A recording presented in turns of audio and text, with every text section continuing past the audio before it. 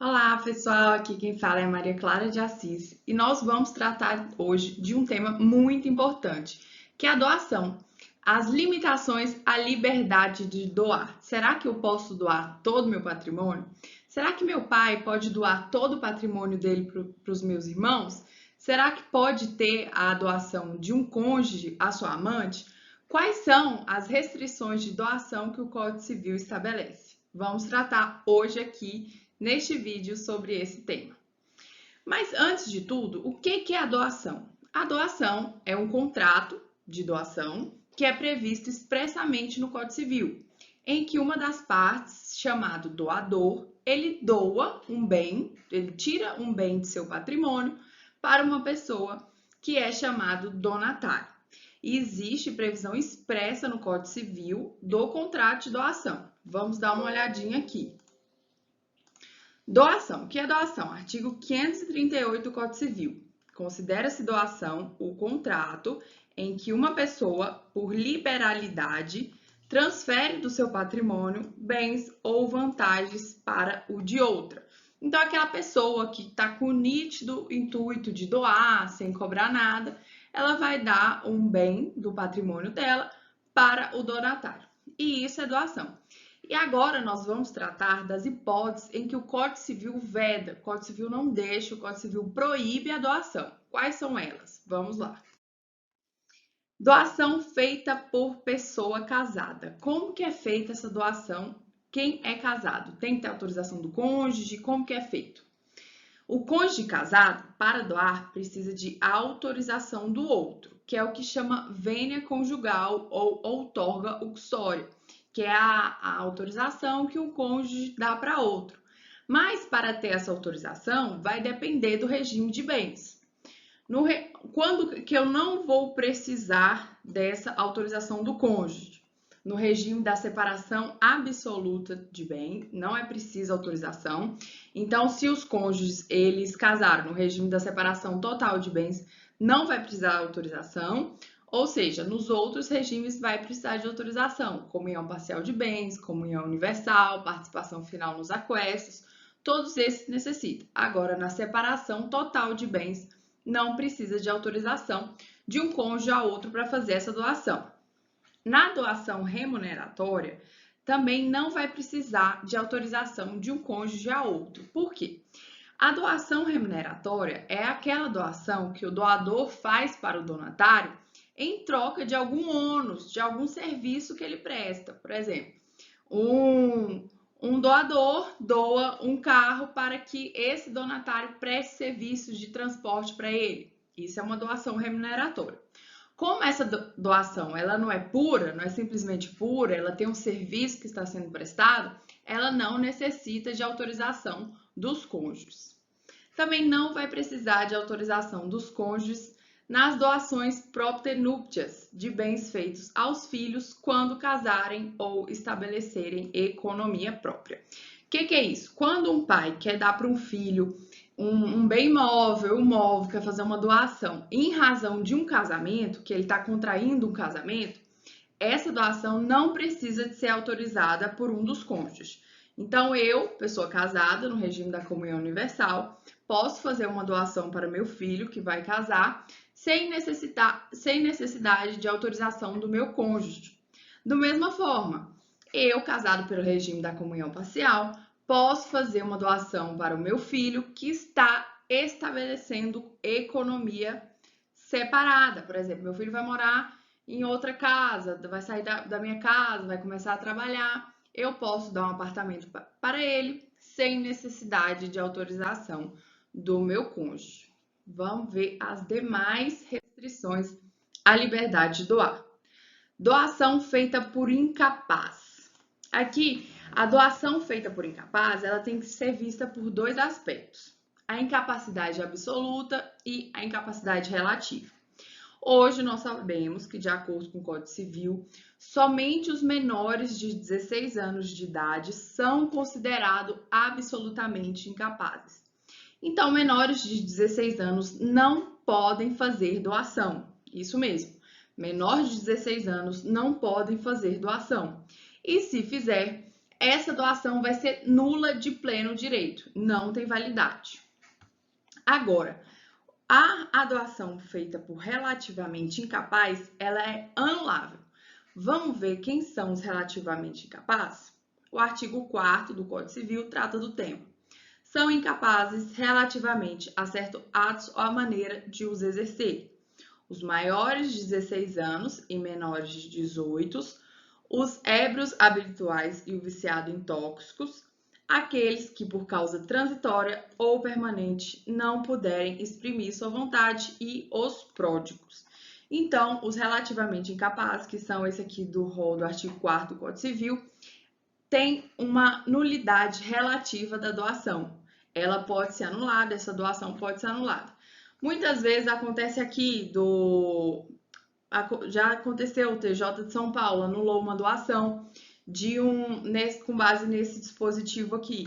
Um senhor maior de idade, que estava acho que 85 anos, não estava tão lúcido. O TJ entendeu, por meio de perícia que teve, por meio de laudo, que ele não tinha discernimento para aquele ato e anulou a doação. Vamos às demais. Doação universal. O que é doação universal? Doação universal é quando a pessoa doa todo o seu patrimônio para um terceiro sem ficar com meios de subsistência. Então, o Código Civil ele proíbe a doação de todo o patrimônio para um terceiro, que a pessoa fica sem meios de sobreviver, sem meios de arcar com as suas necessidades básicas. Então, a doação universal ela é vedada expressamente pelo Código Civil. Tem, inclusive, o artigo 548 do Código Civil que fala: é nula a doação de todos os bens sem reserva de parte ou renda suficiente para a subsistência do doador. Então, essa vedação da doação universal, ela é uma limitação da autonomia privada em prol da dignidade da pessoa humana. Porque às vezes a pessoa não está ali pensando muito bem, não está tendo noção de que se ela doar todo o seu patrimônio, lá na frente ela não vai ter como se manter. E isso aí também acaba gerando consequências para a sociedade e para o Estado. Porque aquela pessoa que fica sem meios de sobreviver, ela acaba virando um pedinte, ela acaba dando prejuízos para a sociedade. E agora tem uma observação quanto ao usufruto vitalício. A jurisprudência do STJ entende que é possível a doação de todo o patrimônio, acontece muito para os filhos, né? O pai faz a doação de todo o patrimônio para os filhos, mas reserva para si o usufruto vitalício. Então, nesse caso, ele vai ter renda, ele vai ter meios de subsistência. Então, em alguns casos, quando é reservada a subsistência, a sua renda, é possível a doação universal.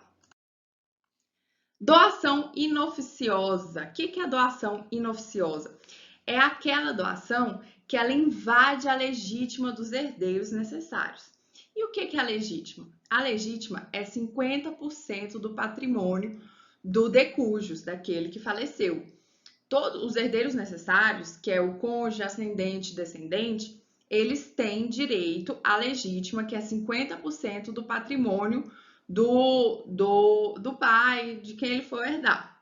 Então, se a pessoa doa mais de 50%, invade essa legítima, essa doação é chamada inoficiosa e ela é nula.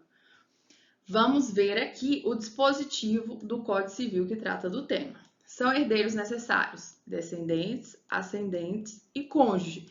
E aqui, apesar do Código Civil não falar expressamente, inclui-se também o companheiro. O STF já assentou, já decidiu que o companheiro é sim herdeiro necessário.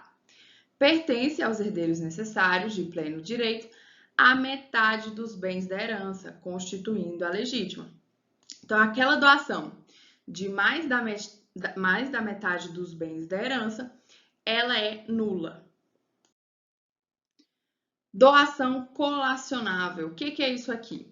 Colação é um instituto do direito civil que ele deve ser feito na abertura da sucessão.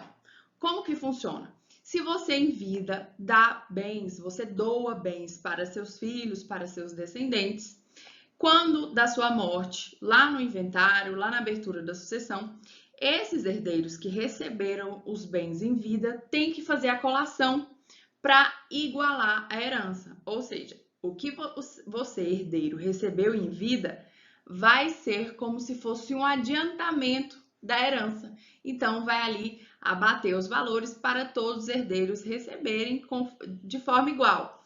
Pode ter um testamento que estipule uma forma diversa da herança, claro, mas deve ter essa colação quando houver doação.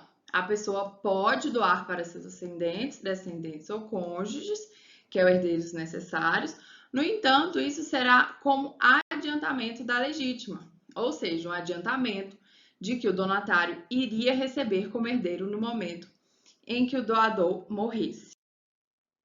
Doação fraudulenta. Doação fraudulenta é aquela que o devedor insolvente ou com a doação ele torna-se insolvente. Então ele faz doação para se livrar dos seus credores, uma forma de fraude contra credores, e essa doação é anulável. Ela é anulável, mas se tiver o consentimento de todos os credores, ela é válida. Aqui, a doação do cônjuge adúltero ao seu cúmplice. O cônjuge adúltero, o cônjuge que está com a sua amante, ele pode fazer doação para essa amante? Essa doação tem validade? Não tem validade, essa doação ela é anulável no prazo de 2 anos. A doação do cônjuge adúltero ao seu cúmplice pode ser anulada por outro cônjuge ou por seus herdeiros necessários até 2 anos depois de dissolvida a sociedade conjugal. Então, os herdeiros necessários e o cônjuge pode pedir anulação dessa doação no prazo de 2 anos da dissolução da sociedade conjugal. Passou esse prazo, é um prazo de natureza decadencial, de forma que a doação fica válida se eles não reclamarem durante o prazo de 2 anos. E, por fim, a doação do pródigo, que é a doação que a gente falou ali no primeiro slide, que é a doação do relativamente incapaz. Quem é o pródigo? O pródigo é aquela pessoa que gasta compulsivamente, sem ter noção do que está gastando, gasta mais do que pode e faz muita dívida, muito compromisso. Essa doação ela é anulável e tem previsão expressa no artigo 1782 do Código Civil. A interdição do pródigo só o privará de, sem curador, emprestar, transigir da quitação, alienar, hipotecar, demandar ou ser demandado e praticar em geral os atos que não seja de mera administração. Então, o pródigo, ele tem a doação anulada. É isso, pessoal. Ficamos por aqui.